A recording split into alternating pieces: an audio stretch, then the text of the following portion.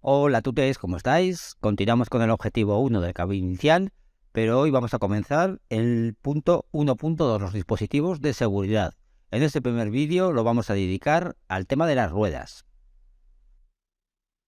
Dentro de estos dispositivos de seguridad activa ya veis que tenemos muchos contenidos. Empezaríamos con las funciones de las ruedas, sus partes, qué es el neumático, los tipos de neumático, homologación y nomenclatura, factores que influyen en el rendimiento del neumático, mantenimiento, cambio de rueda y posición de neumáticos, cómo cambiar una rueda y colocar las cadenas para la nieve. Pues vale, vamos a por faena. Pues ahora, para no ir al revés del mundo, vamos a empezar por el punto 1, funciones de las ruedas. La rueda es un elemento del automóvil que está en contacto directo con el pavimento. Es la única parte del vehículo que toca el suelo. Su misión es soportar el peso del automóvil, también transmitir la potencia procedente de la transmisión al objeto de desplazar el vehículo. En tercer lugar, aseguran la dirección y la adherencia en los momentos de aceleración y deceleración. Interviene en la amortiguación, dirige al vehículo para lograr los cambios de dirección y en último lugar libera al ambiente parte del calor producido por los frenos y el trabajo del neumático. Ya veis que los neumáticos hacen mucha pero que mucha faena. Características que debe cumplir una rueda para que podamos circular con seguridad. En primer lugar, resistencia para sostener el peso del vehículo, lógicamente. Segundo lugar, resistencia para no deslizarse en los momentos de las frenadas, es decir, que no patine. Tercero, capacidad para absorber y amortiguar en gran parte, más o menos un 10%, las irregularidades del terreno. Ya hemos dicho antes que influye en la amortiguación. La rueda debe tener resistencia al desgaste, facilidad para disipar el calor producido durante la frenada y como consecuencia de su adherencia. También deben ser ligeras en peso, reduciendo los efectos de inercia y el peso no suspendido. Deben tener resistencia transversal para los efectos de deriva. Y en último lugar, deben ser estéticas y deben tener facilidad para su montaje y desmontaje de su acoplamiento. Pasamos al punto 2, partes de la rueda. Como sabéis, las ruedas tienen una parte metálica y una parte neumática o de caucho. La parte metálica estaría compuesta por la llanta, el disco y el cubo. Por su parte, la parte neumática estaría compuesta por la cámara, la cubierta y el protector. Vamos a explicar un poquito de cada una de estas partes. De la llanta, las principales partes serían la pestaña, que es la superficie donde se apoya lateralmente el talón de la cubierta. El asiento de talón sería la superficie de la llanta sobre la que se apoyan los talones de la cubierta. Y la base, que corresponde a la superficie de la llanta comprendida entre ambos asientos de talón. Venga, continuamos con la clasificación de las llantas. Pueden ser de una sola pieza de base honda, se fabrica de una sola pieza y lleva la base hundida en el centro para facilitar el montaje y desmontaje de la cubierta. También pueden ser llantas desmontables, utilizadas generalmente en camiones y autobuses. Se fabrica en 2 o más piezas para facilitar el montaje y desmontaje. Y por último, llantas de seguridad. Sirven para que la cubierta, en caso de pinchazo o reventón, no pueda salirse de la llanta. Vamos con la identificación de la llanta. En la llanta de una rueda vienen indicadas las siguientes características que forman parte de la identificación de la misma. En primer lugar, el ancho o anchura. Es la cota del perfil comprendido entre dos vértices formados por los asientos del talón y las pestañas. El perfil de llanta. Para definir este perfil lateral se utilizan una o varias letras. Estas son B, C, D, E, F, G, J, J, JK, Y y K. La designación del perfil suele ir indicada detrás de la anchura nominal de la llanta. Tipo de llanta. Cuando en la identificación de una rueda aparece el símbolo rayita, se refiere a que está compuesto por varias piezas. Sin embargo, si se utiliza el símbolo X, identifica que la llanta está formada por una sola pieza. El diámetro nominal es el que corresponde a los asientos de talón y también nos tendrán que salir los datos del tipo de amarre y del diámetro del espárrago de sujeción. Y aquí tendríamos un ejemplo de lo que acabamos de comentar. Una llanta, por ejemplo, 12J X21,5 M23 nos indicaría el 12 anchura del perfil expresada en pulgadas. La J nos indicaría la forma de la pestaña de la llanta, puede ser S también. X indica que es monopieza. 21,5 el diámetro nominal expresado en pulgadas. M la forma de amarre y 23 el diámetro del espárrago de sujeción. Siguiente punto lo vamos a dedicar al neumático. Vamos con las propiedades del neumático. En primer lugar, capacidad de adherencia. Depende del estado del pavimento y del propio neumático. Es proporcionada por dos fenómenos físicos, la adhesión y la histéresis. Otra de las propiedades debe ser su resistencia a la rodadura, que depende del trabajo de flexión del neumático y del rozamiento del aire. Trabajo de flexión, cuanto mayor sea el trabajo de flexión, mayor será la resistencia a la rodadura. Y cuanto menor sea, pues menor será la resistencia. Y en cuanto al rozamiento del aire en la rueda, a mayor número de ruedas en el vehículo, mayor resistencia a la rodadura. También aumenta con la reducción de la presión de inflado de los neumáticos. Acabamos de comentar que la adhesión es una de las cualidades que debe tener un buen neumático. Es la fuerza de atracción entre dos cuerpos en contacto. Por efecto de la adhesión, la presión se distribuye de forma más homogénea y reduce la deformación del neumático. Histéresis. Vamos a ver qué es este palabra. Es el fenómeno producido en el caucho por su comportamiento viscoelástico. El deslizamiento del caucho sobre una superficie irregular provoca en este una deformación y la posterior recuperación de la forma original. Aunque debido al fenómeno de la histéresis, la recuperación no se produce de forma inmediata, sino que tarda unas décimas de segundo. La deriva del neumático sería la capacidad que tiene el neumático de absorber y flexionarse en el desplazamiento lateral de una curva o bien de un giro sin llegar a derrapar. Básicamente, en dinámica del vehículo, el círculo de Kahn es una representación gráfica para comprender las cargas que un neumático puede estar sometido. En él se representan las fuerzas longitudinales y por otro lado las laterales. La resultante de las dos fuerzas debe quedar en todo momento dentro del círculo que nos da el agarre disponible para que no pierda adherencia. Si la fuerza total es igual a la fuerza de frenado, la rueda se bloquea. Si la resultante de las fuerzas está dentro del círculo, el vehículo es estable. Si la resultante de las fuerzas está fuera del círculo, el vehículo perderá adherencia. Y por último, para que el vehículo pueda ser dirigido, la fuerza de frenado y la de guiado lateral deben estar dentro del círculo. Vamos a ver ahora los elementos de la cubierta. La cubierta es el elemento elástico que va montado sobre la llanta, rellena de aire a presión formando lo que es el neumático. Entre sus partes tenemos las lonas décimas de acero, escultura a diseño, banda de rodamiento, hombro, flanco, revestimiento de goma interior, lona carcasa de acero y el talón. Empezamos con la carcasa. Los neumáticos en su interior están formados por una carcasa. Es la parte de la cubierta que soporta la masa del vehículo y la presión de inflado.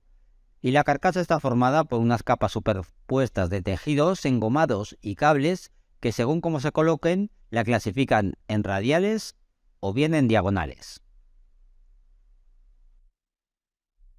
En cuanto a los neumáticos diagonales, tienen un calentamiento más rápido, mayor pérdida de adherencia, rápido desgaste, motricidad reducida y normalmente no se suelen utilizar. En cuanto a los diagonales, cinturados es una mejora del neumático diagonal. Y luego tendríamos los neumáticos radiales, tienen una mayor duración, aumento de estabilidad y menor calentamiento. Otros elementos de la cubierta serían el cinturón, que se encuentra entre la banda de rodadura y la carcasa. Su misión es que no se deforme el neumático, tiene misión estabilizadora. Otro elemento serían los hombros, que son los extremos laterales de la banda de rodadura.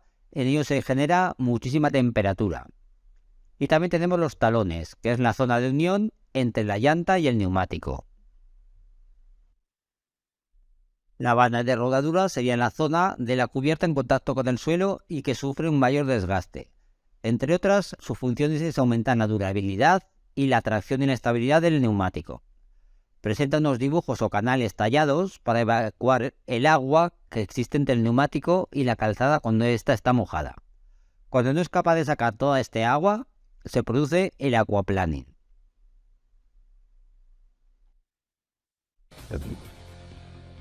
¿Cómo funciona?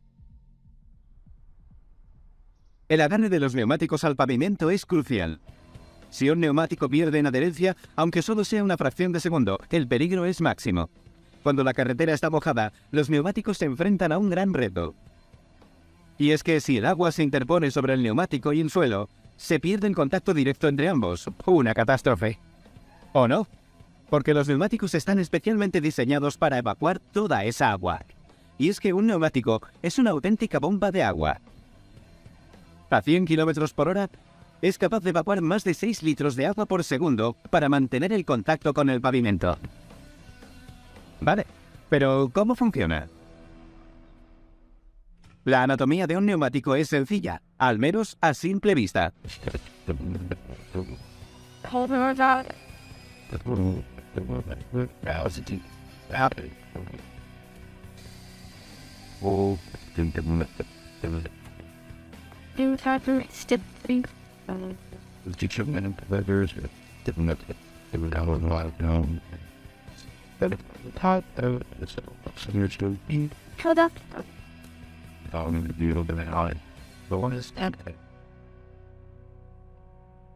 Este donut de caucho es una combinación compleja de más de 120 materiales diferentes. Juntos proporcionan flexibilidad, resistencia y agarre. Pero lo que de verdad lo convierte en una bomba capaz de evacuar una cantidad asombrosa de agua es el diseño de sus surcos, o dibujos. 4 tipos distintos de surcos conforman la circunferencia de un neumático, y además hay una serie de surcos perpendiculares más estrechos. Esos huecos de la banda de rodadura del neumático son los que permiten expulsar el agua que haya debajo, y no perder así el contacto con el asfalto. Al desplazarse sobre una superficie mojada, el neumático expulsa el agua formando una ola justo delante. Esta ola apenas dura una fracción de segundo, el tiempo que tarda el neumático en aplastarla. Ese es precisamente el momento más peligroso de todos, cuando el agua penetra en los surcos y cubre los huecos disponibles. Si no se evacuara el agua de inmediato, el neumático podría subirse a la ola y perder el contacto con el suelo, provocando que el vehículo patinara. De modo que la presión que ejerce el peso del coche transforma el neumático en una bomba de agua. Son toneladas de hierro presionando el neumático, sus surcos y el agua que estos contienen. Como el agua no se comprime, el espacio que ocupa en el neumático se empequeñece con la presión y al agua no le queda más opción que salir de allí. Los surcos perpendiculares son una vía de escape. Conectan los surcos principales con los flancos del neumático. El agua, por lo tanto, sale despedida violentamente del neumático por sus laterales. El 30% del volumen de agua que entra en el neumático sale despedido. El 70% restante se ve atrapado entre los surcos principales durante el periodo corto de tiempo que esa zona del neumático está en contacto con el suelo. Cuando un vehículo circula a 100 km por hora, esa fracción de tiempo es inferior a una centésima de segundo. Al final, ese agua saldrá también despedida del neumático, esta vez por atrás. Así es como, valiéndose del peso del vehículo, el neumático se convierte en una bomba de agua rápida y eficaz, capaz de evacuar 6 litros de agua por segundo de debajo de un coche que circula a 100 km por hora. Con 4 bombas como esa, podríamos llenar hasta 12 bañeras por minuto. Pero id con cuidado, porque cuanto más rápido vaya el vehículo, menos eficientes serán las bombas del mismo. A medida que aumenta la velocidad de giro del neumático, disminuye el tiempo de contacto que mantiene con el suelo. Por lo tanto, tendrá menos tiempo de evacuar la cantidad de agua necesaria. Durante una tormenta intensa, y para no exceder el umbral de eficiencia del neumático, lo mejor es reducir la velocidad. Con un poco basta. A 100 km por hora, el neumático evacúa una cantidad impresionante de agua. 6 litros por segundo. 12 bañeras por minuto. Una piscina por hora. Pero solo si está en buenas condiciones. Si el neumático está demasiado desgastado, los surcos estarán menos definidos y serán por lo tanto menos eficientes. De todas formas, gracias al diseño de estos surcos y a la presión que ejerce el coche sobre ellos, unos neumáticos en buenas condiciones son como bombas de agua monstruosamente eficaces que merecen toda nuestra admiración. Y el último elemento de la cubierta serían los flancos, que son los costados laterales. Es la zona más frágil en un neumático radial, ya que soportan grandes esfuerzos de flexión y carga. Por eso hay que sustituir el neumático si se observa una deformación en esta zona. Algunos presentan unos alveolos u orificios ciegos que sirven para indicar si el flanco está reforzado. Llevará la inscripción Reinforced o no. A continuación vamos a ver los tipos de neumáticos que podemos encontrarnos. Tipos de neumáticos. Con cámara son los que la llanta y la cubierta forman un conjunto con la cámara, asegurando esta la estanqueidad. La cámara lleva incorporada la válvula. Después tendremos los neumáticos sin cámara. El aire permanece entre la cubierta y la llanta, por eso hay que prestar más atención a la presión de inflado. Se produce una disminución del riesgo de reventón, no hay oxidación en el interior de la llanta, no se forman bolsas de aire entre la cámara y la cubierta y el peso es más reducido. Además, la cubierta tiene que ir montada sobre una llanta especial y lleva una válvula apropiada. Y en último lugar tendríamos neumáticos con cámara múltiple de aire. Están diseñados para conseguir mayores velocidades de crucero y mayor seguridad. Tienen una estructura radial y con recinto estanco dividido en 3 compartimentos independientes. Aquí vemos un pequeño esquema con los neumáticos con cubierta con cámara y los neumáticos con cubierta sin cámara. Neumáticos especiales. Los neumáticos con cámaras múltiples de aire, ya hemos hablado antes de ellos, están diseñados para conseguir mayores velocidades de crucero y mayor seguridad. Tienen estructura radial y con recinto estanco dividido en 3 compartimentos independientes. Luego tendríamos los neumáticos de Novo. Este neumático no lleva cámara. La banda de rodadura es ancha y los flancos estrechos. En caso de pinchazo, cuando empieza a desinflarse, se sella automáticamente el pinchazo por medio de un líquido que lleva interiormente, evitando el recalentamiento del neumático. Y por último tendríamos los neumáticos Super Single. Este neumático es de tipo sin cámara, su relación de forma está entre 50 y 70 y reemplaza en algunos casos a las ruedas gemelas. Hablamos ahora del montaje de las ruedas que pueden ser simples o gemelas. En cuanto a las simples, se monta una rueda en cada extremo del eje de giro. Suelen ser el empleado en el eje delantero de los camiones. Sin embargo, las gemelas se produce cuando se montan 2 ruedas en cada extremo del eje de giro. Se emplea en el eje trasero de los camiones y autobuses. Soporta aproximadamente el doble de carga que el eje delantero. Para que se puedan montar 2 ruedas gemelas, se deben dar una serie de requisitos. En primer lugar, deben ser de la misma dimensión o infladas a la misma presión. A ser posible, también tienen que ser de la misma marca, tipo y tener el mismo grado de desgaste. En tercer lugar, deben tener una tolerancia máxima de emparejamiento en los ejes del 0,5%. Y deben colocarse siempre la rueda de mayor diámetro en el exterior del emparejamiento. Homologación y lectura del neumático. Todos los neumáticos deben, para su fabricación, cumplir las especificaciones y las normas que se indican en el reglamento de homologación para neumáticos número 30 y número 54.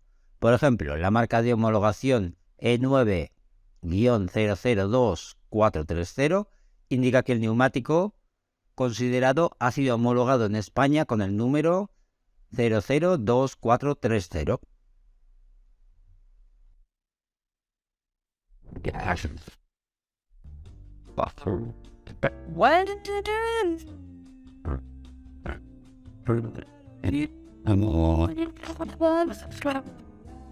Si compramos un coche mirando sus prestaciones, su confort y su seguridad, ¿no será igual de importante buscar eso en un neumático?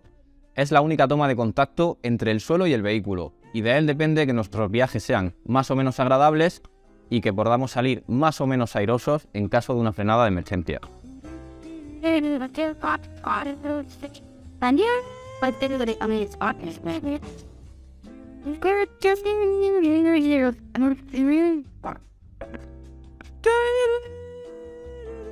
Por eso te vamos a explicar los distintos códigos que puedes encontrar en un neumático y que no tienes por qué conocer.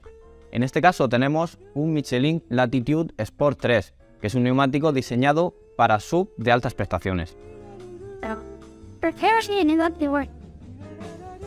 Vamos a empezar con una cosa muy básica y que la mayoría de usuarios conocéis, y es el dato de las dimensiones. En este caso tenemos 295 milímetros de anchura, una relación del 40% entre altura y anchura. Esta R nos indica que estamos por una estructura radial y este 20 significa que está hecho para llantas de 20 pulgadas. Como norma general, una llanta de gran pulgada nos otorgará más deportividad que confort.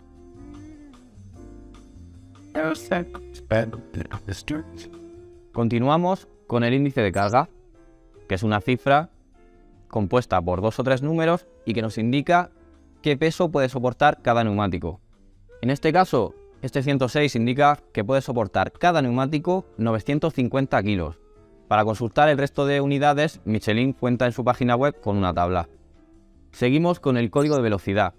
Esa Y indica que este neumático permite que conduzcamos a una velocidad de 300 km/h. No hay que tomarse a la ligera ese código, ya que tengamos en cuenta que será de vital importancia para cuando vayamos a grandes velocidades. Si superamos la velocidad que nos establece, podemos provocar desgastes excesivos en la rueda e incluso reventones del neumático, lo que podría causar un accidente.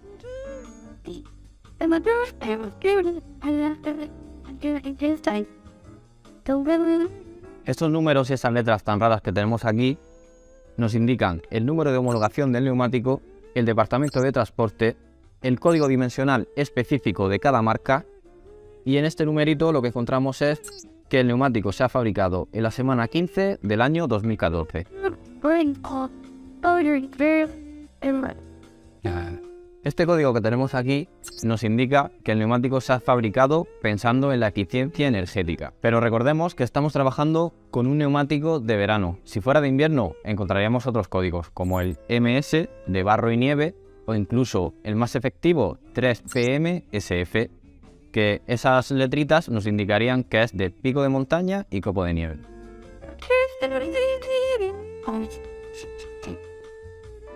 Ahora que ya sabes esto, no te la juegues y compra neumáticos de calidad.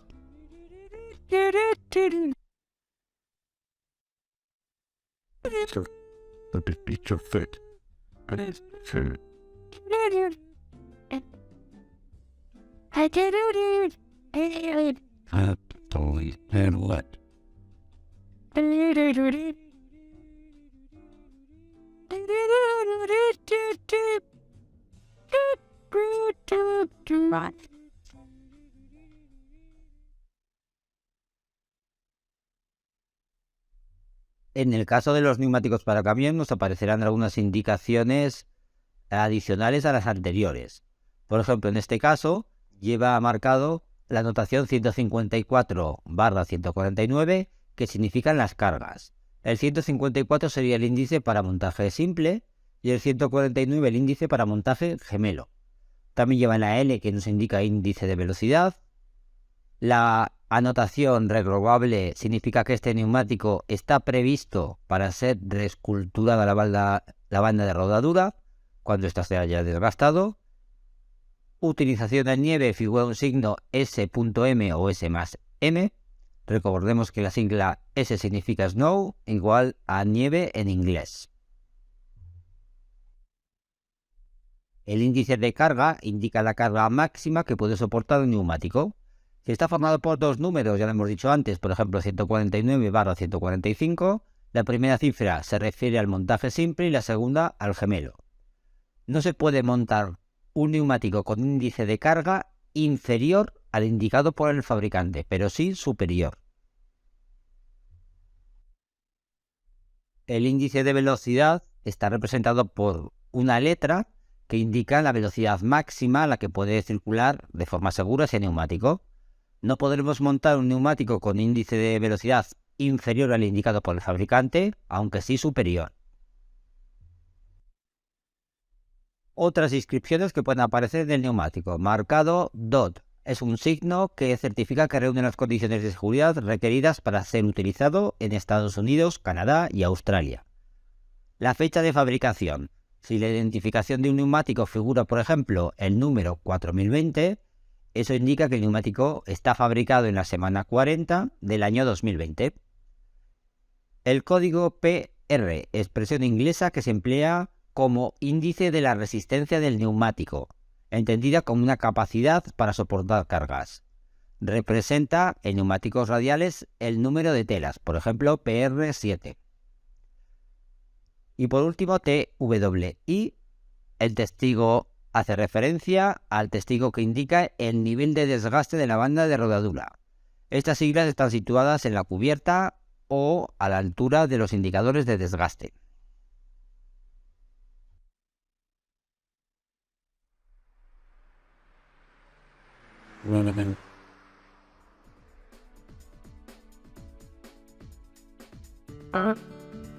A partir del 1 de noviembre de 2012 entra en vigor el Reglamento Europeo Eco-Labeling, que dispone el etiquetado obligatorio de todos los neumáticos fabricados a partir del 1 de julio de 2012 y comercializados en los países miembros de la Comunidad Europea, en Suiza y en otros países que han adoptado voluntariamente el reglamento. Pero, ¿qué es el etiquetado? Este proyecto de Eco-Labeling tiene la finalidad de aumentar la seguridad y la eficiencia medioambiental y económica de los neumáticos, permitiendo a los instaladores y clientes una elección más consciente basada sobre las informaciones proporcionadas junto con el producto. El reglamento identifica 3 parámetros esenciales, que se refieren a 3 prestaciones objetivas del neumático, a saber, eficiencia de consumo, adherencia sobre superficie mojada y ruido exterior de rodadura. Eficiencia de consumo. A causa del peso del vehículo, el neumático sufre deformaciones en la zona de contacto con la superficie. Cuanto mayor es la deformación, mayor será el consumo de carburante y la emisión de CO2. Este parámetro se divide en 7 clases, desde A, más eficiente, a G, menos eficiente. Un neumático de clase A puede reducir el consumo de carburante hasta un máximo del 7,5% respecto a uno de clase G. Adherencia sobre superficie mojada. Se trata de una de las características de seguridad más importantes de un neumático.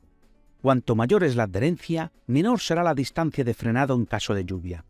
También, esta característica se divide en clases desde A, distancia de frenado menor, a G, distancia de frenado mayor. La distancia de frenado de un neumático de clase A podría ser hasta un 30% más corta respecto a uno de clase G. Ruido exterior de rodadura. Es un elemento importante para reducir la contaminación acústica y se refiere al ruido percibido fuera del habitáculo. El ruido exterior de rodadura se indica en dBA y está subdividido en 3 clases. Neumático de bajo ruido, una sola barra de color. Neumático intermedio, 2 barras. Y neumático ruidoso, 3 barras. ¿Cuál es la responsabilidad del fabricante en los procedimientos de eco-labeling? El fabricante importador tiene las siguientes obligaciones frente a los revendedores.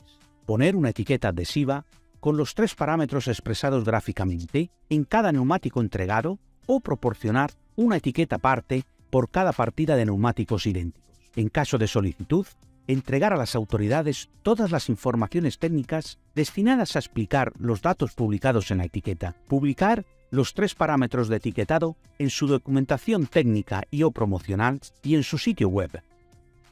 ¿Cuál es la responsabilidad del revendedor?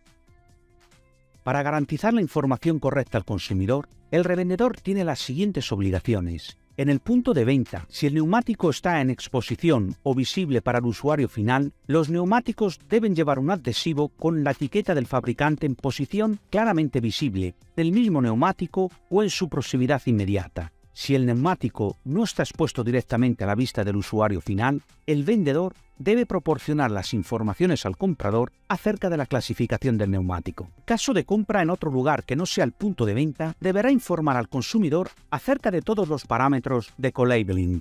Si el contacto es telefónico, el revendedor tiene la obligación de comunicar al consumidor sobre la disponibilidad de informaciones acerca del nuevo reglamento de eco-labeling. En caso de pedido telefónico, antes de la transacción financiera, debe comunicar al consumidor las 3 clases a las que pertenecen los neumáticos escogidos. En los sitios web de venta en línea deben estar indicadas claramente las 3 clases a las que pertenecen los neumáticos. Indicar en las ofertas, factura, recibo fiscal y tickets las 3 clasificaciones de los neumáticos adquiridos. Este procedimiento se aplica al suministro de neumáticos nuevos para los automóviles y vehículos comerciales ligeros y pesados. Quedan excluidos los neumáticos para motos, ruedas auxiliares y los neumáticos recauchutados.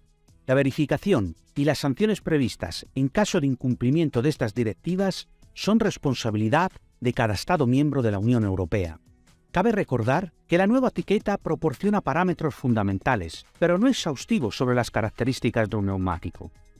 Existen muchos otros parámetros que hay que tener en consideración. Además, un ahorro real de carburante y la seguridad vial dependen en gran medida del comportamiento del conductor.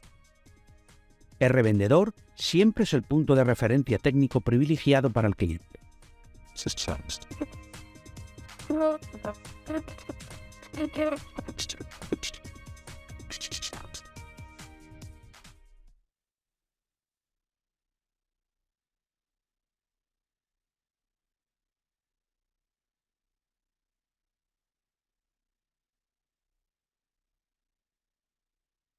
La etiquetación europea de los neumáticos es obligatoria para todas las categorías de neumáticos C1, C2 y C3, excepto entre otros para los recauchutados, los de uso provisional, los que tengan un índice de velocidad inferior a 80 km/h y tampoco será obligatorio para los equipados con diseños adicionales para mejorar su tracción, como por ejemplo los neumáticos con clavos.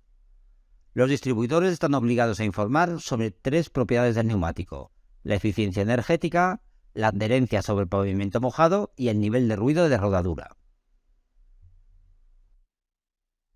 En cuanto al agarre mojado, el cometido más importante de un neumático es proporcionar seguridad en todo tipo de condiciones. La adherencia o agarre mojado es una de las prestaciones más importantes. Sin embargo, una adherencia mayor a la vez que una menor resistencia a la rodadura suelen ser objetivos contradictorios, con lo que se requiere un equilibrio del rendimiento. Gracias a la nueva normativa de etiquetado, los clientes podrán ver y elegir por sí mismos sus prestaciones preferidas. En la etiqueta se visualizará las 7 clases que va desde A, mejor adherencia en mojado, a peor adherencia en mojado. Una clase A puede reducir la distancia de frenado en 25 metros en un camión que circula a 80 km/h frente a un clase F. Otra de las características que debe aparecer en el etiquetado del neumático es el ahorro de combustible. Una de las fuerzas que influyen en el ahorro de combustible de un vehículo a motor es la resistencia a la rodadura del neumático. Este fenómeno existe porque los neumáticos se deforman al girar, lo que provoca pérdidas de energía en forma de calor. Cuanto mayor es la deformación, mayor será la resistencia a la rodadura, y por lo tanto hará falta más combustible para desplazar el vehículo hacia adelante. En otras palabras, una menor resistencia a la rodadura se traduce en un menor consumo de combustible y en consecuencia menores emisiones del vehículo, incluidas las de CO2. La nueva etiqueta dispondrá de diferentes clases de resistencia a la rodadura que va desde la A, más eficiente, al menos eficiente. Un clase A puede suponer un 15% de ahorro de combustible, unos 7.000 euros por cada 100.000 kilómetros, frente a un F. Y por último, en el etiquetado también tiene que aparecer el ruido exterior. El ruido de tráfico es un tema medioambiental importante que viene determinado por 3 cuestiones. 1. La intensidad del tráfico y las clases de vehículos. 2. El estilo de conducción. Y por último, la interacción entre neumático y carretera. Los niveles de ruido exterior están divididos en 3 categorías y se miden en decibelios. 1. Onda de sonido negra igual a 3 decibelios menos que el futuro límite europeo más restrictivo. 2 ondas de sonido negras cumple con el futuro límite europeo. Y 3 ondas de sonido negras cumple con el límite europeo actual. Punto 6. Rendimiento del neumático. Comentamos a continuación algunos factores que influyen en el rendimiento del neumático. En primer lugar, la carga. Un neumático sobrecargado en un 20% pierde un 30% aproximadamente de su rendimiento. Presiones de inflado. Las presiones diferentes a las recomendadas influyen negativamente en la seguridad. Temperatura del neumático. El desgaste de los neumáticos depende también en gran medida de la temperatura ambiente durante el rodaje. Velocidad de rodaje. Un neumático se desgasta 2 veces más rápidamente a 120 km/h que a 70 km/h. Y en último lugar, el estilo de la conducción.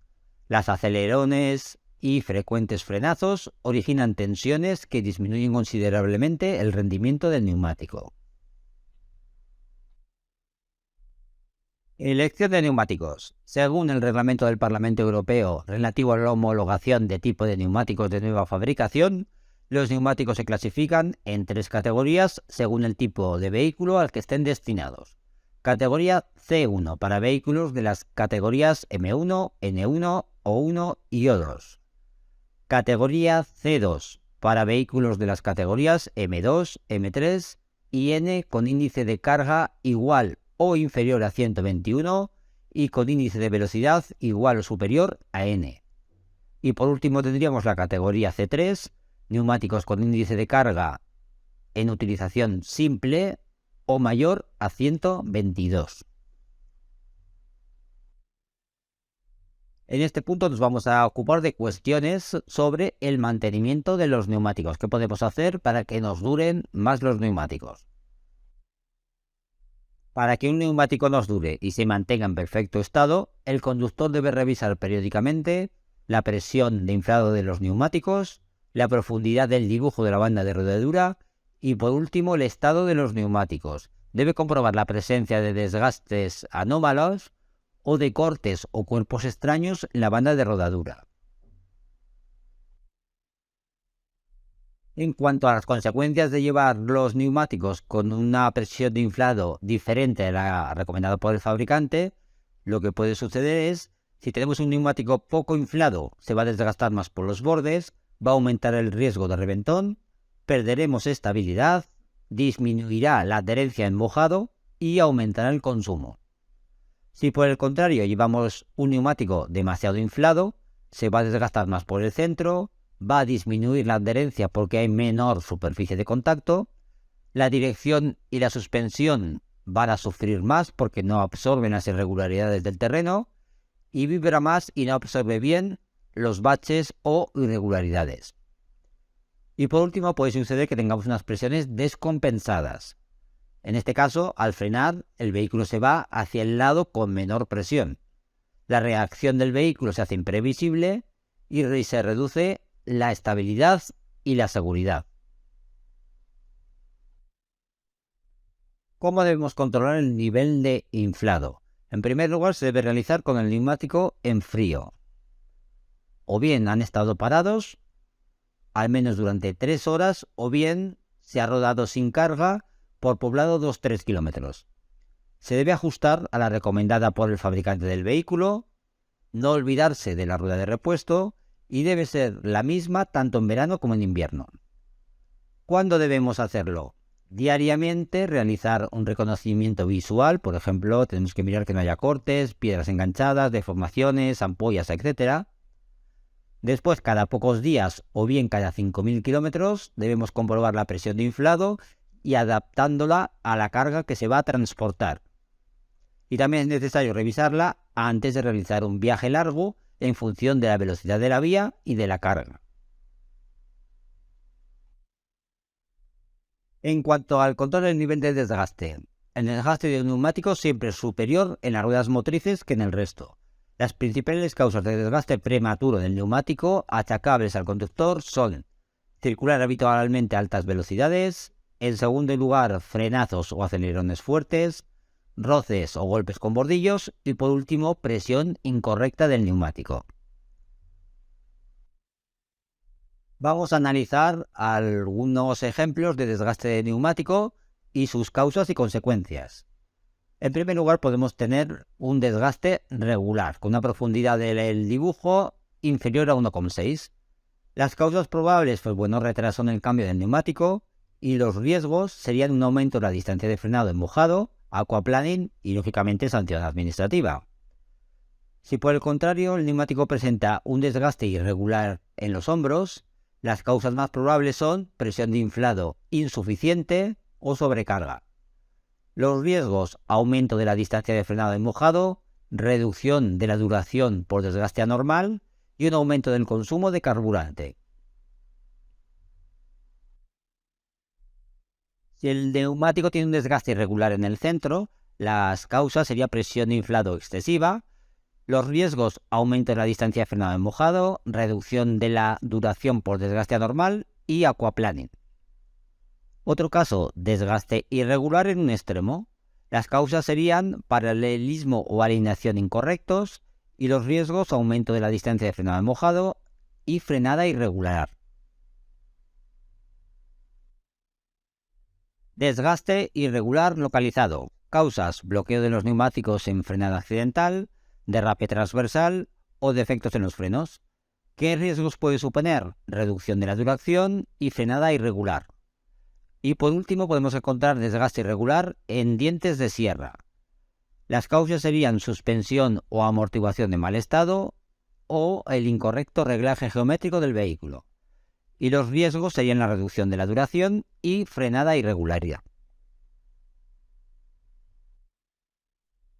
El equilibrado de las ruedas consiste en colocar unos pequeños contrapesos de plomo enganchados al borde exterior de la llanta para conseguir un reparto uniforme del peso de la rueda respecto al eje de giro.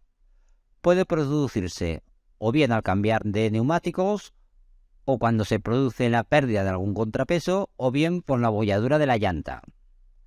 ¿Qué puede causar? Pues vibraciones en el volante, en las manos, problemas en el sistema de dirección del vehículo, o bien un desgaste irregular de la banda de rodamiento en los neumáticos. A continuación vamos a ver cuándo debemos cambiar los neumáticos. ¿Cuándo debemos cambiar los neumáticos? En primer lugar, cuando presenten ampollas, cortes o deformaciones. Segundo lugar, cuando la profundidad del dibujo esté al nivel de los testigos de desgaste. Y por último, cuando llega a los 5 años de vida, independientemente de su uso. Queda prohibido montar en un mismo eje neumáticos de marcas diferentes o bien de dimensiones diferentes. Tampoco se pueden montar en el mismo eje de categorías de uso diferente de neumáticos para carretera, especiales o neumáticos para nieve.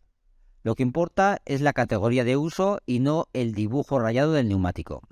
Tampoco se pueden montar en un mismo eje neumáticos de estructuras diferentes, radial o diagonal, o con índices de velocidad diferentes, o con índices de carga diferentes.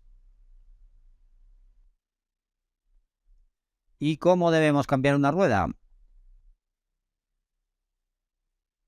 Para cambiar una rueda, primero debemos limpiar las llantas y los cubos antes de montar la rueda. Después engrasar con aceite de motor los espárragos y tuercas de la rueda. Apretamos progresivamente en las tuercas sin excederse en la presión. Posteriormente, a los 20-30 kilómetros y a los 150-200 kilómetros desde el montaje, volver a comprobar la presión de las tuercas. Enroscar el tapón de la válvula de aire a mano y asegurarse de que la rueda se encuentra en posición correcta en relación con los rebajes previstos en el tambor para permitir la salida de la válvula de aire. Esto es un taller de neumáticos. ¿Qué es lo que hacéis? Sí, aquí atendemos a los camiones, aquí pues todos los que nos vienen, y luego tenemos también pues furgones con taller móvil que atendemos las incidencias pues que hay fuera del taller. ¿Vale? Pues pinchazos, algún reventón. Pues en este caso, pues como podéis ver, pues ha tenido un golpe en la llanta. Vamos a cambiar el neumático por otro nuevo. La principal diferencia es que el neumático de cambio se trabaja siempre en vertical. El Pilfurismo se trabaja en horizontal. A ver, la máquina también es distinta. El neumático de cambio esto sería vertical. El neumático de turismo se trabaja en horizontal. Así. Pero claro, debido al peso del neumático de camión y de la llanta, estamos hablando de que un neumático de camión pesa en torno a los 80 kilos, más unos 40 o 50 de la llanta. Pues claro, hay que levantarlos. Por eso las máquinas están pensadas para trabajar, para llevar el neumático rodando hasta la máquina y su reparación.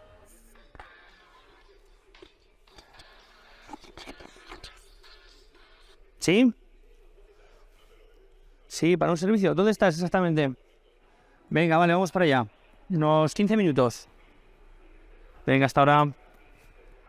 Hay días que 300, 400 kilómetros. Porque además estáis de guardia. Sí, hacemos guardias en servicios 24 horas también. Os lo vamos turnando con el compañero, me voy turnando con el compañero. Es una semana cada uno.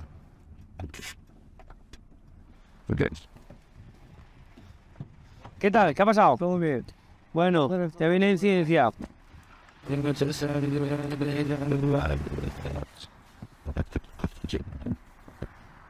ha comentado el chofer que ha debido pillar algo. Vamos a ver si se puede reparar y si ponemos una nueva. ¿Vale? Esto sería el gato para levantar el vehículo. ¿Vale? Con esto podemos levantar hasta 30 toneladas. Esta sería la misma máquina que tenemos en el taller para un furgón. ¿Vale? Para taller o bien.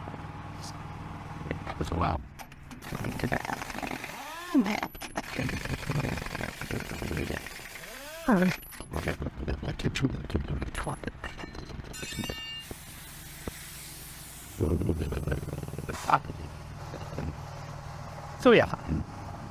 ¿Eso que le pones qué es? Esto es pasta de voltaje para que resbale al rozar por ahí. Y ahora colocas eso para que no se salga. Correcto. Esto sería un tope, ¿vale? Para que no se nos salga y se nos salga la cubierta de la llanta. En este caso, aún habiendo puesto la válvula adentro, pues tenemos problemas de talonas. ¿Vale? Esto quiere decir pues, que está muy estrecha, pues tenemos que usar el cañón. Fuerte 5, 6, 7 bares, pues de golpe, ¿vale? Entonces lo que la cubierta abre y ya podemos hinchar.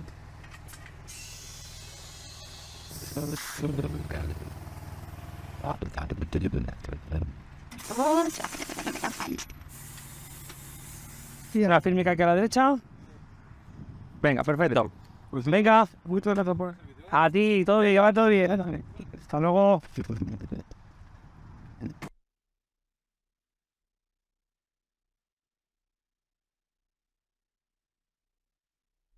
Y para terminar con el vídeo vamos a ver las cadenas para la nieve. En primer lugar debemos colocarlas en el eje motriz. Si las ponemos debemos circular a una velocidad moderada porque destrozan tanto los neumáticos como el asfalto. Por eso es necesario quitarlas en cuanto no sean necesarias. Y otras opciones pues serían los neumáticos de invierno o neumáticos con clavos.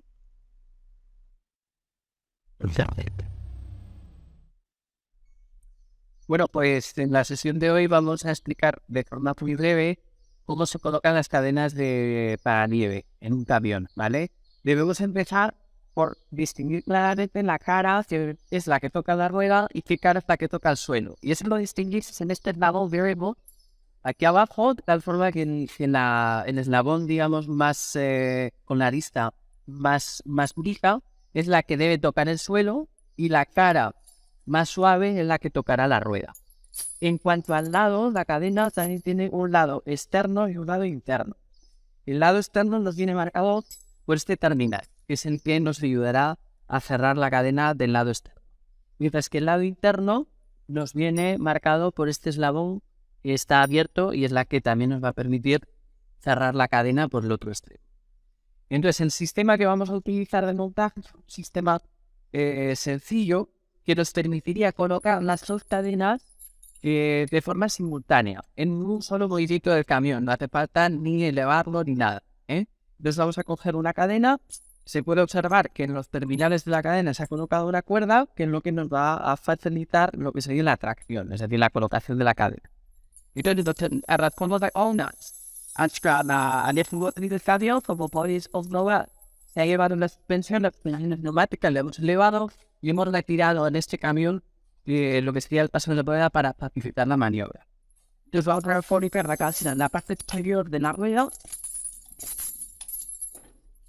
Y aquí en esta cuerda y el paco de la rueda nos va a ayudar a lo que sería la tracción. Colocamos la cadena en el sentido longitudinal para que en el movimiento del camión ella misma se vaya colocando. Si colocásemos las dos cadenas a la vez, lo que haríamos sería colocar la cadena del otro lado a la misma altura para que con el mismo recorrido del camión cerremos el círculo de la cadena de forma simultánea. Y ahora vamos a pasar, nos subiremos al camión y andaremos un pequeño recorrido para que la cadena se cierre.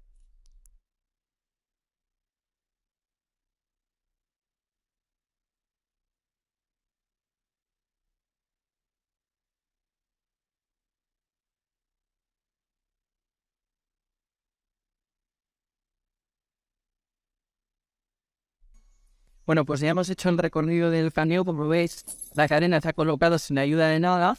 Ahora lo que vamos a hacer es distribuir bien la cadena por la rueda. Y vamos a presionar la cadena primero por el lado interior con el eslabón que hemos visto que estaba abierto. Lo cerramos. Ahora vamos por el terminal exterior. Y con el tramo de cadena que nos queda libre, aquí podemos escoger, pues bueno, el eslabón más cercano que podamos para que quede lo más ajustada posible. Y vamos al encuentro del eslabón que nos queda libre. Para evitar que el tramo de cadena que nos sobra nos quede suelto golpeando el paso de rueda o golpeando el camión, podemos volver a pasarlo por el terminal de forma que nos va a quedar sujeto con el mismo terminal. ¿De acuerdo? Una vez cerrada ya la cadena, tanto por el interior como por el exterior, vamos a hacer la colocación del tensor. Vamos a colocar el tensor. Entonces, cogemos el tensor y vamos a ir pasándolo por dos eslabones en diagonal para que el esfuerzo sea repartido y la colocación sea lo más sencilla posible.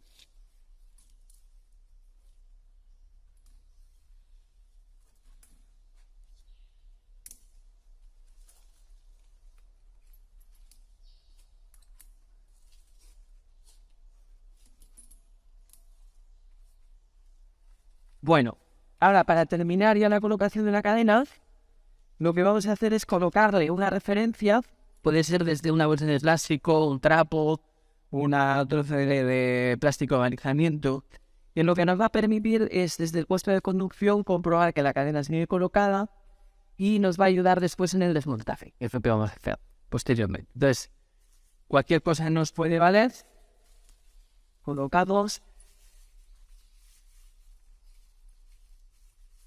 La bolsa, el plástico, trapo, lo que tengamos a mano.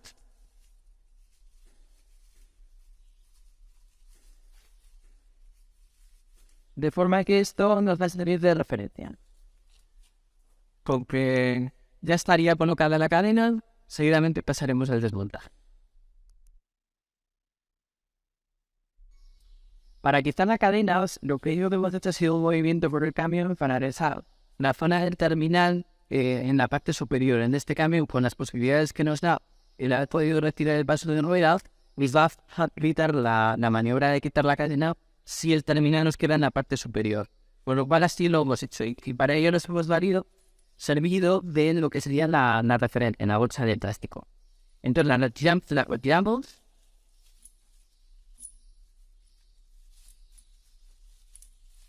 Una vez la hemos retirado, vamos a quitar el tensor. Igualmente, pues lo vamos sacando en diagonal para trabajar de la mejor manera.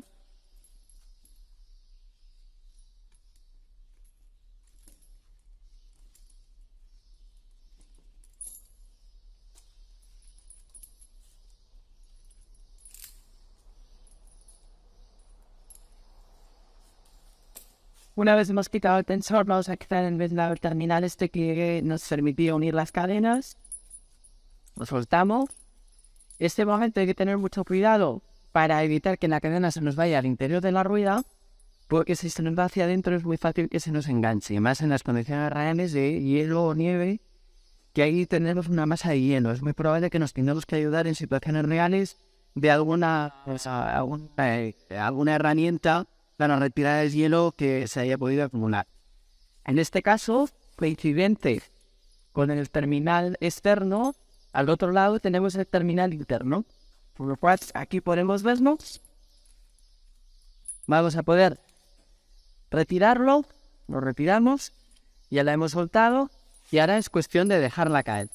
En situaciones reales, lo lógico es que la cadena tenga una mayor resistencia para caer, porque se nos va a enganchar en diversos puntos debido al hielo. Pero será cuestión de más o menos tiempo o poder sentarla. Una vez la hemos quitado, la estiramos. Si vamos a retirarla, tiras por el camino hacia atrás, pues estiramos la cadena por este lado para que en el desplazamiento del camión no doble ninguno de los terminales. Si fuera hacia la parte de la espera, pues estiraríamos la parte de la